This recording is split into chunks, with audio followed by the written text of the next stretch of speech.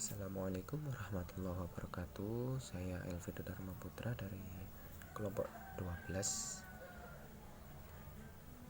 Di sini saya akan menjelaskan mengenai makalah dari kelompok kami, yaitu penemuan hukum dalam perspektif hukum ekonomi syariah. Metode penemuan hukum adalah suatu peristiwa hukum yang ditemukan oleh hakim dalam memeriksa perkara. Tidak semuanya ditentukan aturan hukum yang pas atau mengenai aturan hukum yang tidak ada atau tidak relevan pada saat ini, hingga terdapat lebih dari satu aturan hukum yang saling bertentangan mengatur fakta hukum yang bersangkutan, sehingga memerlukan pembaharuan sosial atau social engineering. Interpretasi memiliki arti pemberian kesan, pendapat, pandangan teoritis terhadap suatu atau bisa dikenal dengan sebutan tafsiran. Dalam usaha menemukan hukum, hakim dapat mencarinya dalam sumber-sumber penemuan hukum yang meliputi peraturan perundang-undangan atau hukum secara tertulis dan hukum tidak tertulis atau kebiasaan, jurisprudensi, perjanjian internasional, ataupun doktrin atau pendapat ahli hukum dan perilaku manusia. Dalam hal ini, hakim memiliki metode yang digunakan dalam melakukan penemuan hukum, yakni metode interpretasi dan konstruksi. Lalu beberapa jenis atau bagian-bagian yang merupakan dari metode interpretasi atau konstruksi yang dianut dalam peradilan di Indonesia. Adapun jenis-jenis atau macam-macam itu ada dua. Yang pertama yaitu dari metode interpretasi terdiri itu terdapat banyak sekali, yang terdiri dari metode substantif, interpretasi gramatikal, interpretasi historis, interpretasi sistematis, interpretasi sosiologis atau teologis, dan interpretasi komparatif. Interpretasi futuristik atau disebut juga dengan interpretasi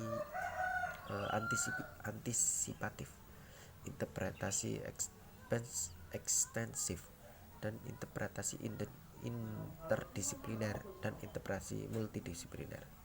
Untuk yang kedua yaitu metode konstruksi. Metode konstruksi ini juga terdiri dari beberapa jenis, yaitu metode peranalogian, metode argumentum, dan metode revisioning atau penghalusan hukum. Untuk penghalusan hukum ini kadang peraturan perundang-undangan mempunyai cakupan ruang lingkup yang terlalu umum atau sangat luas. Itulah sebabnya perlu dilakukan penghalusan hukum agar dapat diterapkan terhadap suatu peristiwa tertentu. Dalam penghalusan hukum dibentuklah pengecualian, penyimpangan baru dari peraturan-peraturan yang bersifat umum. Dalam hal ini, peraturan yang sifatnya umum diterapkan pada peristiwa hukum yang khusus atau sesuai dengan kenyataan sosial. Dengan demikian, peristiwa itu dapat diselesaikan dengan cara secara adil-adilnya dan sesuai dengan kondisi kenyataan yang ada dalam masyarakat. Sebagai contoh, ketentuan pasal 1136 KUHP tentang maksud perbuatan melawan hukum atau oleh mati gedat, yang pengertiannya masih abstrak dan hanya perbuatan yang bertentangan dengan undang-undang yang masuk dalam kategori perbuatan melawan hukum kala itu. Itu yang kedua yaitu pembahasannya mengenai hermeneutika. Hermeneutika itu sebagai metode penemuan hukum melalui interpretasi teks hukum selalu menjadi diskursus utama dalam setiap kajian hermeneutika hukum. Hal ini tidak terlepas dari substansi filsafat. Hermeneutika adalah tentang hakikat yang mengenai atau memahami sesuatu, yakni refleksi kefilsafatan yang menganalisis syarat-syarat kemungkinan bagi semua pengalaman dan pergaulan manusiawi dengan kenyataan, termasuk peristiwa mengerti dan atau interpretasi. Kajian hermeneutika hukum mempunyai dua makna sekaligus, yaitu yang pertama, hermeneutika hukum dapat dipahami sebagai metode interpretasi atas teks-teks hukum, di mana interpretasi yang benar terhadap teks hukum itu harus selalu berhubungan dengan isi atau kaidah hukumnya, baik yang tersurat maupun yang tersirat, atau antara bunyi hukum dan semangat hukum.